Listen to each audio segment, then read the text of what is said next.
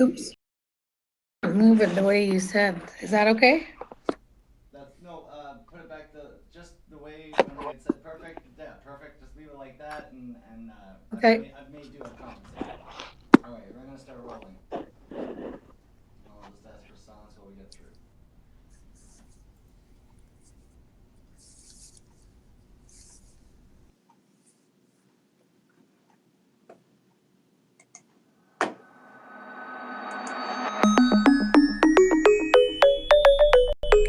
Guy, we don't have a script like we did the last time.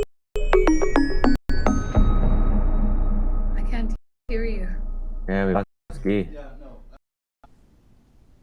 This is the entrepreneur, and you've got the own background.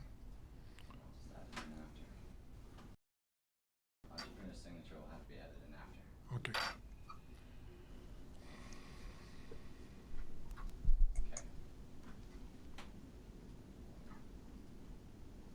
Go ahead anytime.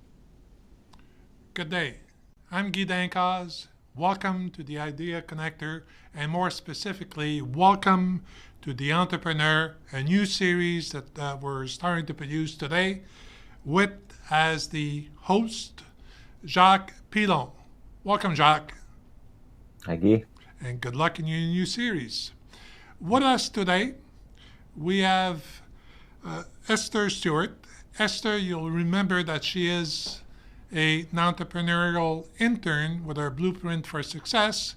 And we've invited Esther to join us today in this discussion because she is to launch a new business in the sewing, custom sewing, while Jacques will be talking today about measuring your startup progress.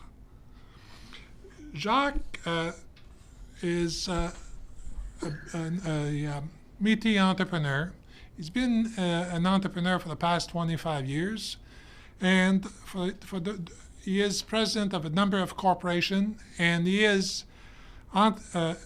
entrepreneur in residence in the Launch Lab Innovation Center in Kingston, Ontario.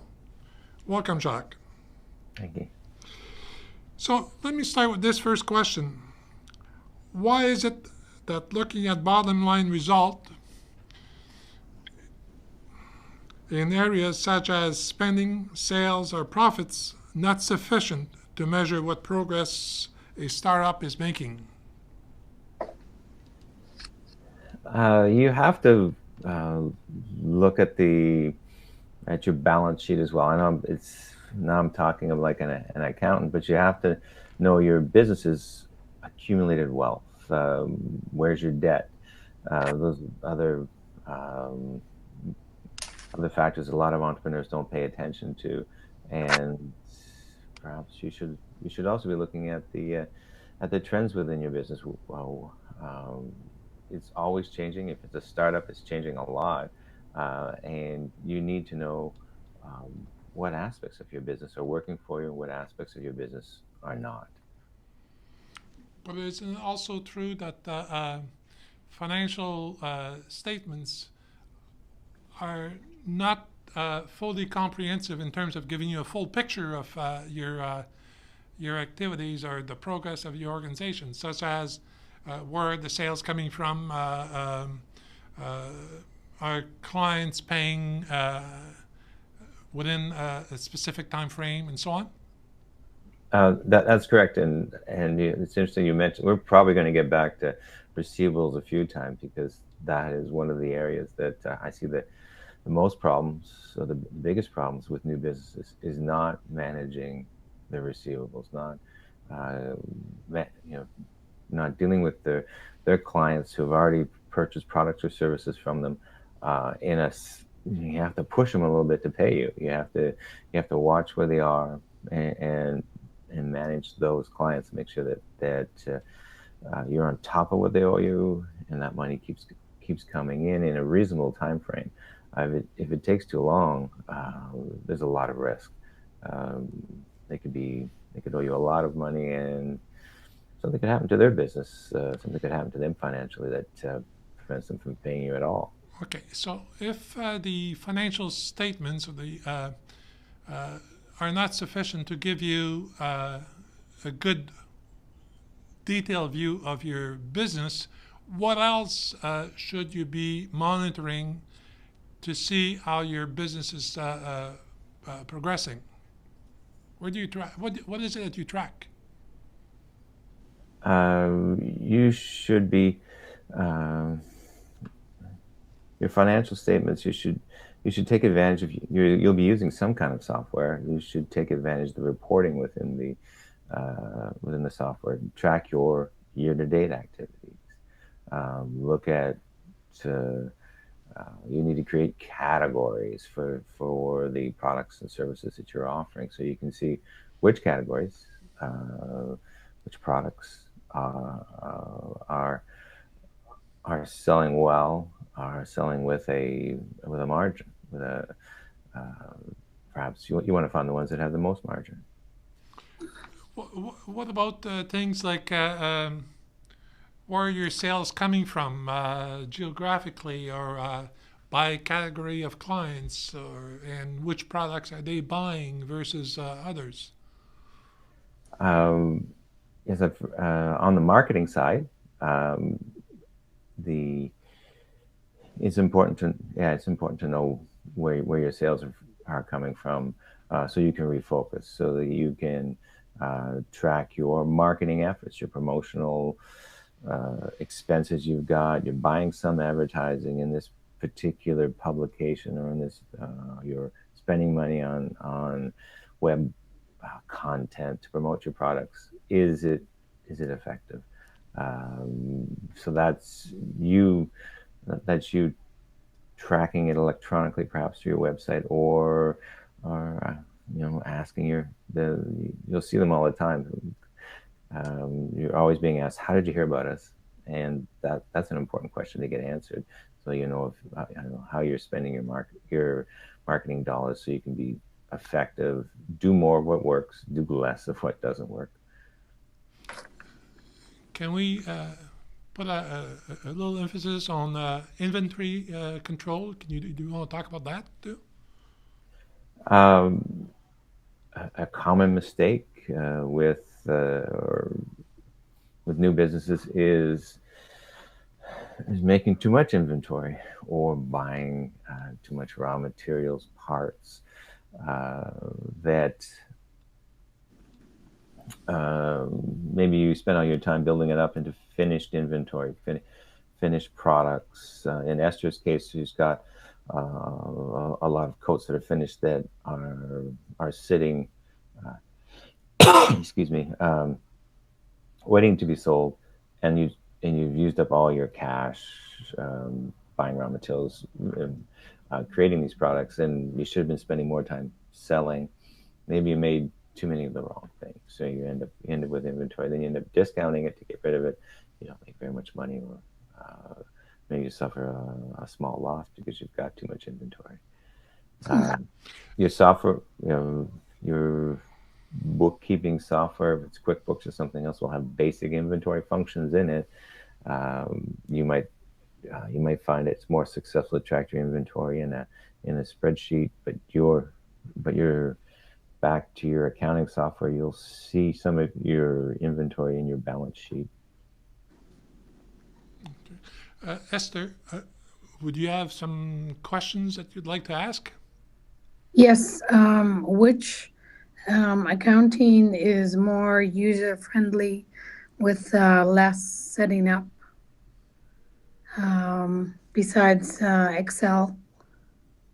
So, um, the go-to accounting package seems to be QuickBooks. Um, it's available it can run on your PC. You can buy the software, run it on your PC locally, or you can run it in the cloud.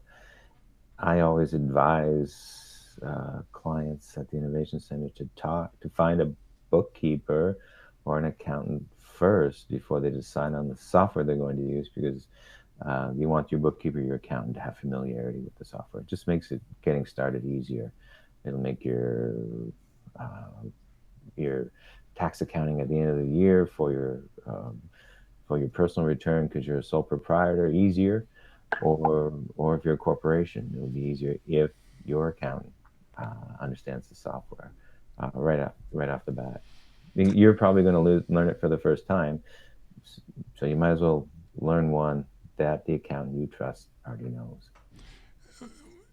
Jacques, on that same questions there from Esther, what's your thinking on for a new entrepreneur or a new business that is basically doing dealing in cash in, cash out, using a spreadsheet as a start?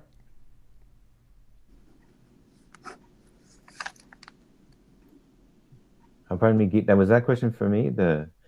Yeah, yes, it was. What I was asking is, given a new entrepreneur in a very small business that deals cash in, cash out, what would you think of that entrepreneur using a spreadsheet to control their cash as an initial start? That's fine as long as you're diligent with it. You as you buy, as you sell, everything goes into that spreadsheet. You will you'll need some form of invoicing. Those can be handwritten invoices if you want, or you can use an invoice template. There are invoice templates in all of the word processors. So if you can find a template for an invoice in Microsoft Word, and then you can use if you've got Word, you've probably got Excel. You can use it to track your sales inventory and your net profit, gross profit. You can get really elaborate with a spreadsheet. It becomes cumbersome if your business gets bigger. You'll need a QuickBooks if your business is growing. So if measurements help business owners identify their weaknesses, should they put in control in place to take other remedies to strengthen their business? And if so, what should those remedies be? Jacques? Yeah, I'm thinking about that question. Controls you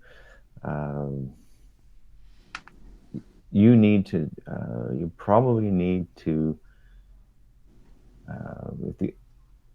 create categories of products that you're selling.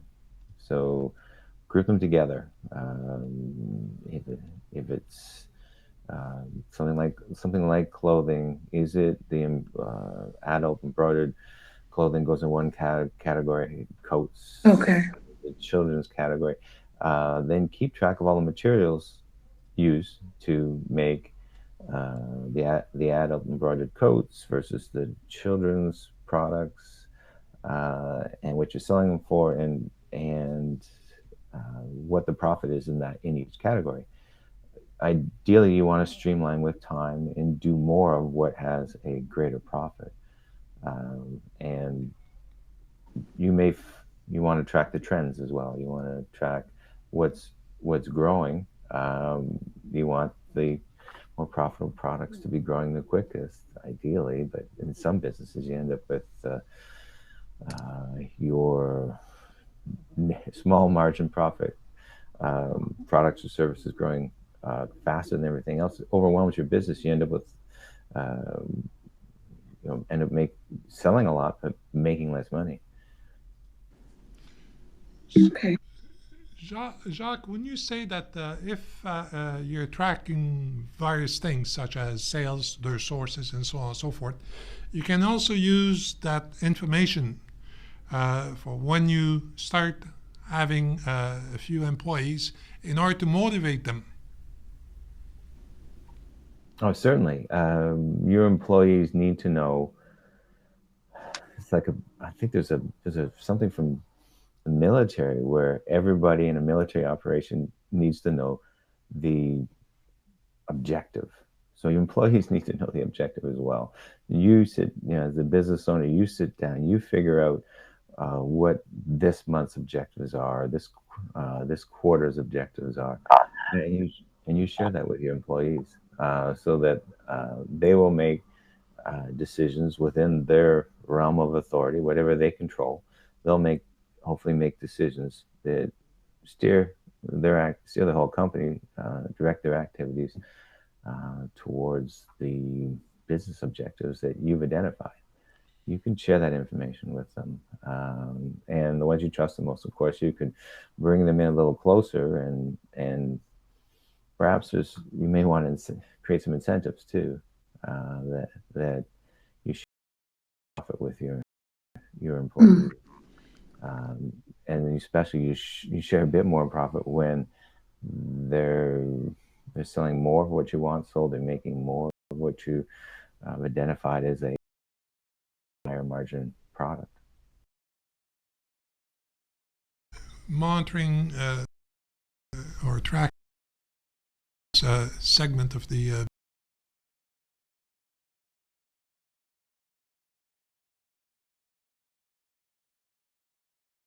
managing cash is important tracking that an entrepreneur can do. Yes, that's probably the most important thing, and that means that you buy slow.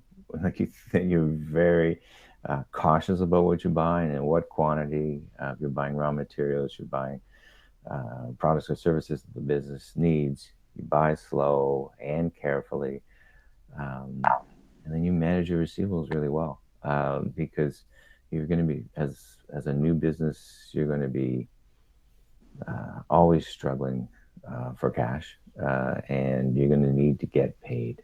As soon as you get paid by your clients, the better your cash position will be. You might have earned, on paper you've earned the money, you've sold it, you've earned it, you haven't paid for it yet. Your clients maybe haven't paid for it yet. You may even have had to pay the HST. You've done your HST return and remitted money that you don't have yet because your client is paying you at 60 days, and you had to get your HST returned in within 45 days of the sale of some of the sales. You're financing them. When they're not paying you, you're loaning them money. So, can that be summarized, Jacques, in saying that a small business could be profitable, but yet on the other hand, it could have a cash crunch? Well, certainly, yes. It's we've said it a couple of times. Receivables is probably where most of the trouble is, but occasionally it's too much inventory, or too much inventory of raw materials or inventory of finished goods that they're on your balance sheet. The business has accumulated some wealth, but it's cash poor because the money's tied up. It's not in your bank account. It's tied up in products and services that haven't been sold, or is tied up in money that hasn't been paid back to you yet. Esther, questions? Yes, I was for entrepreneurship. When you mentioned HST, is there a simplistic formula that is used so that, say, you open your bank account specifically your own personal? If you're starting off really small, such as myself, everything that I purchase is my own investment. And so those receipts should be kept aside. There's a formula for small businesses, and I forget what it is. For really small businesses, you do not have to do the input and outputs where you track all the HST that you've paid, and all the HST that you've collected, and subtract them against each other for your remittance. There's a simplified formula where you remit, I think, just a percentage of all the HST that you collect.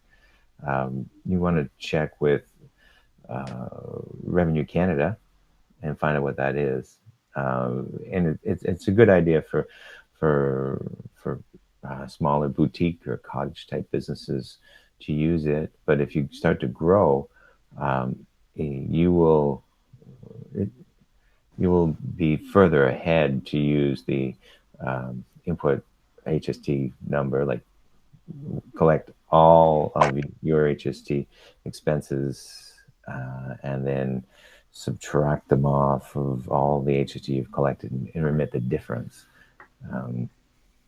That's all, a business that is bigger than, if you're doing more than 50,000, I think, a year of business, you have to do it that way.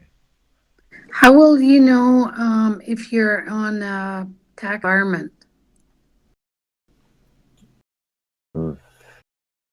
That Because since I moved here, I've attended a few presentations, and they say we're on Algonquin territory. Yeah. So I guess you have to do your research to see the logistics. Yeah. I believe that it's a gray area. I believe that if you're on First Nations land, then you don't have to track the taxes or collect the taxes on the reserve if the sale is made on the reserve. But if you're shipping it out, then you're supposed to collect the tax. Okay. You're putting in a parcel, and it's the sales made on the reserve, is picked up on reserves. You don't have to collect the tax. But if you're shipping it, I believe you do. But that you may want to research that a bit more. Yeah. Okay. It's very important for you to research that, Esther, because you could end up with a Revenue Canada bill that could become quite substantial, and you want to avoid that. Yeah. So, tell us, Jacques, tell us what are unforeseen circumstances, or give us some examples of unforeseen circumstances that could throw off a startup cash flow for management. Unforeseen? Yeah.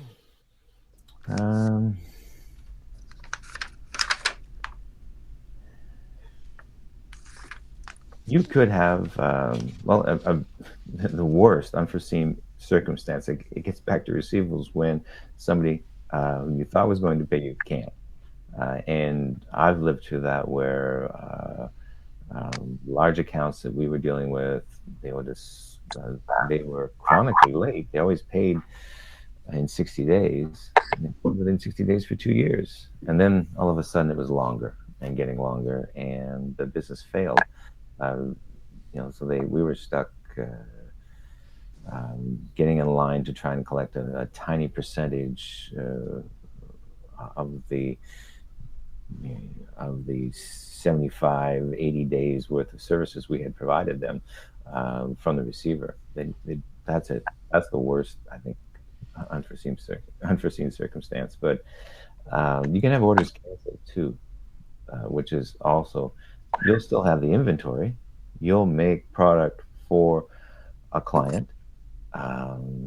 Maybe you've offered a promotion or they've negotiated a better price for a larger quantity. You make it all, and then they cancel the order. And we no longer have money to pay for it. We're going to cancel it. You probably don't have much. You may have some recourse, but maybe there's not much you can do now.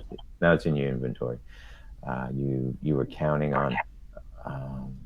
on those sales and the cash coming from those sales to finance the next step in your business. But now you've just got the inventory, and you may have to discount it to move it fast enough so you don't run out of cash, because you spent money on raw materials to make it.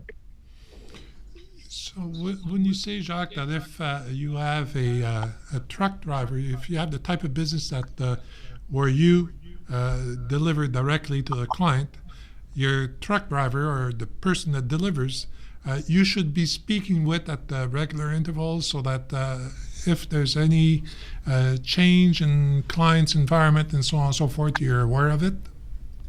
Oh, certainly. If you can get that information, that would be terrific.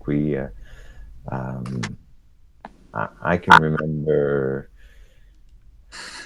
I can remember working many years ago for a telecommunications firm. We were shipping a truckload of phone systems to a dealer. We were the distributor, so we imported them from Asia.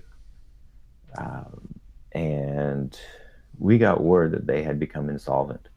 They they were going into bankruptcy, and our truckload of equipment was leaving our plant, our location, and our office manager was chasing it down the street. He was running after it because if he could stop it, if he could get to the truck driver and get the truck driver to turn around, we had hired the truck driver to deliver the stuff, get him to turn around, bring it back, put it back inside our building. It was inventory we were going to have to find a new client for, but if it had made it to the other end, to our customer who was going bankrupt, we would have lost all of its value. It would have been part of the bankruptcy. So you needed to keep it on our side. So if you if there's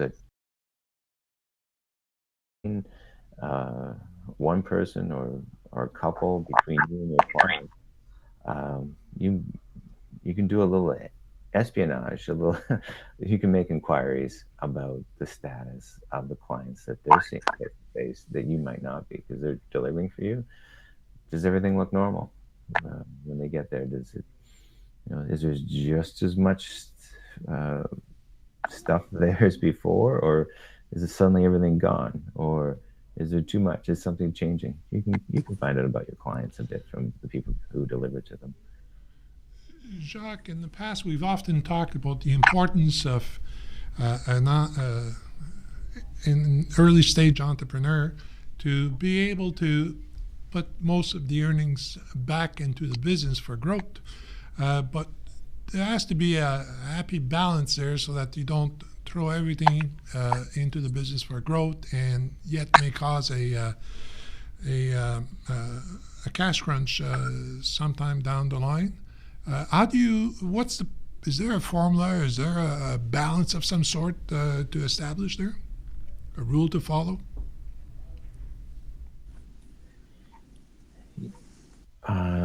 You should expect when you're starting a new business to lead a modest lifestyle, but your business should be able to afford that modest lifestyle. There will be opportunities, hopefully, in the future as your business gets bigger and becomes more profitable to take more money out of the business for yourself personally. So you expect to live a modest lifestyle. Business should provide you a modest lifestyle. At the same time, your debt that you may be to start the business you should be paying down some of it over time. Maybe it should take you 3 years or 5 years to pay down the debt that you used to start the business, and still be able to afford that modest lifestyle from the business. I'd like to come back with cash crunch type circumstances. How should an entrepreneur deal with circumstances where the startup is profitable, but the company is broke? What can an entrepreneur do? It's broke, but it's still making money on paper. Yeah. It's still well. It's good on paper. Then you can reach out to a small business office, a community futures. There's an Aboriginal Community Futures Manitoulin Island that services Ontario. There's some in it. I think there's Community Futures offices in every province. Take your paperwork in as long as your books are up to date, and you can talk about a operating loan. Your business is cash poor, making money. It makes money on paper with a little bit of cash, $10,000, $20,000. You'll have enough room to maneuver. You'll become more efficient and more profitable with an operating loan.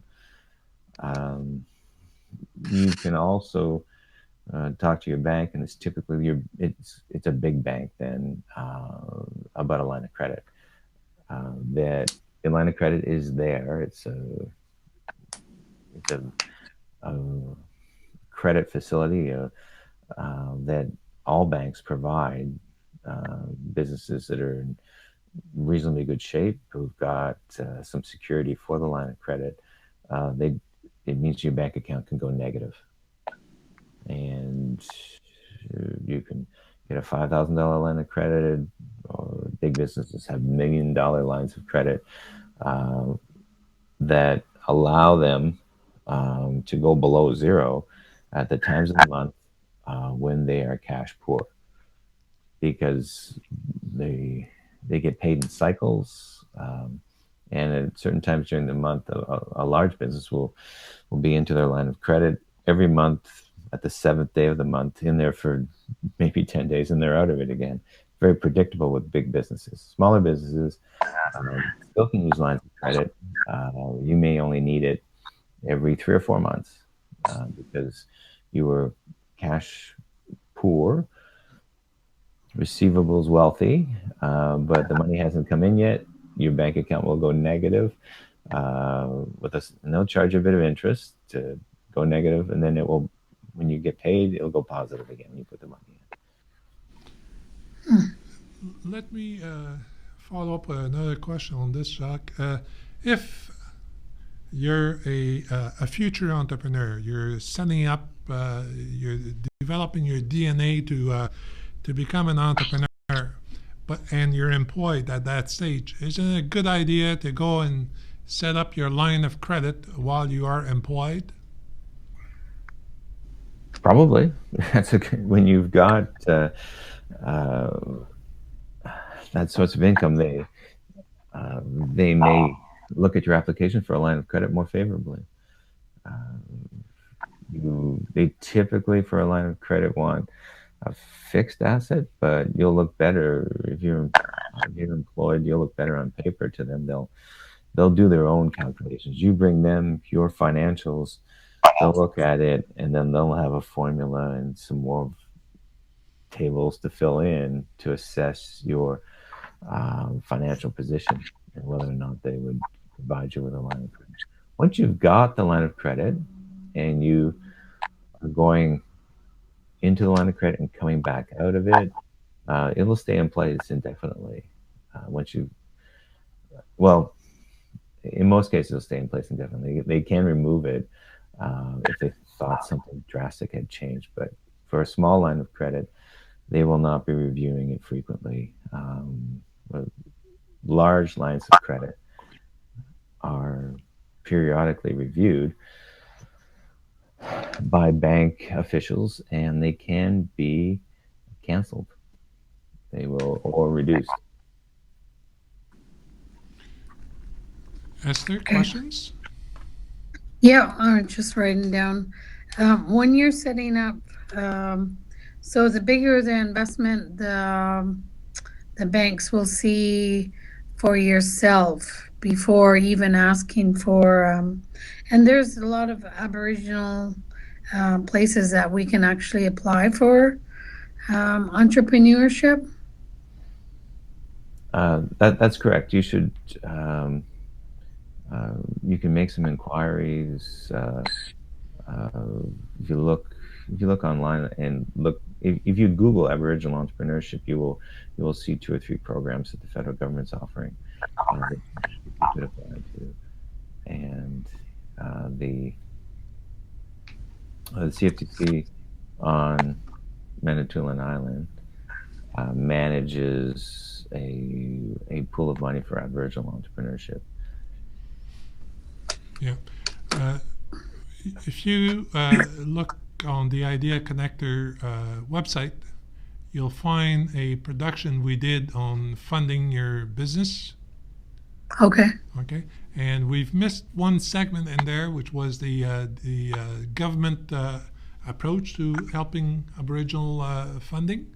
Oh, okay. And we're hoping to have that in place very shortly. We're waiting for some answers. Okay. Okay, so Jacques, we've talked about accounting systems earlier, that'd be QuickBooks or others, and you suggested that should first get the accountant before, if you're at the start, first get the accountant before identifying which system you're going to employ. But if you're going to employ a QuickBook or any other system, isn't it a good idea also to subscribe to a dashboard type service? Costs about $35 a month to track all the metrics that can, so they may be flashed at you at a very regular interval. Sure, I think that would be great. You're going to have to be diligent with your accounting, or else the $30 will be wasted, because there's no data behind it to support it. So you have to be current with your all your expenses. You're current with all your invoicing. Everything has to be in the accounting system, or else the dashboard won't work right for you. Yeah. You'll also need to find a dashboard type service that connects to your accounting system, unless they're one and the same. It could be the same software product. There's so many right now, I can't keep track of them all. There's so many online accounting systems and invoicing systems now, and hundreds of plugins, and like a dashboard that will attach to them to provide you more information. So you'll need to research what suits your business the best. And again, you need that buy-in from an accountant, because if you run something they've never seen before, then it will take them longer and cost you more to get a tax return done. It costs you more to have them get involved with it. Perhaps another question, Jacques. When do you decide that it's time to have the accountant come in once a month versus every 3 months? What volume of transactions, or what are the milestones that an entrepreneur should be aware of to sort of tighten up his accountant or her accounting? It depends on the business, and whether or not there's somebody who's good at and likes managing the money inside the business. If it's just one person, then you're going to be doing a fair bit of this yourself, and working with a bookkeeper. The typical small business has bookkeeping going on month to month, which may be in-house, or they may be hiring somebody for a few days a month to do bookkeeping for them. And then they have an accountant once a year, somebody with an accountant designation, do their tax return. The bookkeeper should know the accountant, and because they'll know how, if they like to work with each other or not. They can be one and the same. I deal with an accounting firm that has bookkeeping within it. And I can use their bookkeeping for some of our transactions mid-year to get caught up, and then we use an accountant, a certified accountant, once a year for a tax return. Other businesses use bookkeeping functions for HST, because HST can be monthly or quarterly, or really small business annually, but probably monthly or quarterly. And if it's quarterly, then they get their accountant involved every 3 months. I mean, their bookkeeper involved every 3 months to figure out their HST return and submit it. So for myself, because I am doing actually, I have accounting experience and bookkeeping. Is it more of a as advisable to have someone else other than myself? No, I would say that if you've got that experience, you should do it yourself, do the bookkeeping yourself, and have an accountant. When you're starting out, maybe get the accountant to look at what you're doing 3 months into your business, or, or maybe set up something with them. But you'll only, once you get uh, rolling along, your business is moving ahead, you'll do your bookkeeping because you have that experience, and your accountant will do your tax return once a year. And you'll get better at it. You become more efficient when you get to know each other. Okay. Would you say part of the answer also, Jacques, is a question of cost return type of thing? Uh, if it depending on how much time your accounting requires, your accounting work requires versus what you could earn in doing other functions within the company, that has to be considered. Oh, certainly. If you there are a few businesses that through great planning, luck, uh, and they're so smart. They've found a niche. They're so busy uh, selling stuff and making money that they shouldn't spend any time doing bookkeeping. They should hire somebody to do bookkeeping. Maybe it starts out. There are a lot of bookkeepers that work 1 day a week for one business. Or so they'll come in, work on your stuff 1 day a week, and the other 4 days of the week they're working with 4 other small companies. Um, Okay. it's nice that they'll bookkeeping gets, you can buy as little or as much as you want because they're busy with lots of other businesses at the same time. And to Guy's point, if the business is making lots of money, certainly the entrepreneur and his maybe his team at that point should be focused on pursuing the opportunities in front of them. They're making good money, and hiring out, contracting the bookkeeping and accounting functions. Okay. On that note, any more question, Esther? No, I think we have touched every base on taxes and setting up the system. I understand that part too. That was my concern about focusing more on the products than the actual paperwork. Um, I could see where that could become a problem if you're spending more time doing the bookwork than the actual fun stuff like sewing. Well, the value added stuff. Yes. Jacques, would you have something that you would So like to add? you want to do the stuff you enjoy, the stuff that you're good at first, and then find a solution for the accounting. Accounting is not an exact science. There's it appears like it should be from the outside, but when it's in practice, it's not exact. Um, some of the stuff moves around in month to month. I think that you'd find that Revenue Canada and the whatever province you're operating in, they know that it's not an exact science, and from their side, they'll watch your business grow. They'll watch your business change, and you fit. They'll see your total sales. They always ask you what your sales are on all the reporting. They want to know what the top line number is. How much did this business sell, and how much tax are they giving us now in HST, or maybe it's the corporate return. Um, there's a formula they run on that, and if you fit within the range, they're happy, and you're within the range of acceptable values. That's in the that one's for the record book, and you just move ahead because exact accounting probably doesn't exist in very many businesses where there's not some something that's missing or out of place, some small things, you just can't go back and find it all.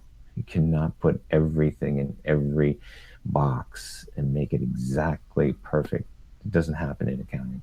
But as long as you're within the range of essential values um, that the provinces and the federal government expect to see for taxation, they'll let you keep moving ahead. They're, you're putting in what they expect to see.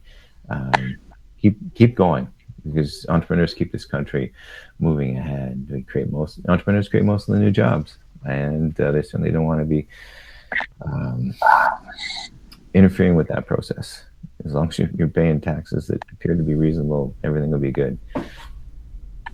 All right. Thank you. I appreciate all the advice. Well, I'd like to thank Esther for having participated to this, and I'd like to thank our entrepreneur, Jacques Pilon. Jacques will be doing a series of productions on the entrepreneur and on the art of small business. We will be producing live every second Tuesday, as of today, at 1 o'clock, and looking forward to seeing you all. I thank you very kindly. Talk to you soon. Goodbye. All right. Thanks, everybody. Thank you. Bye, Esther. Bye. Have a safe travel home. Thank you.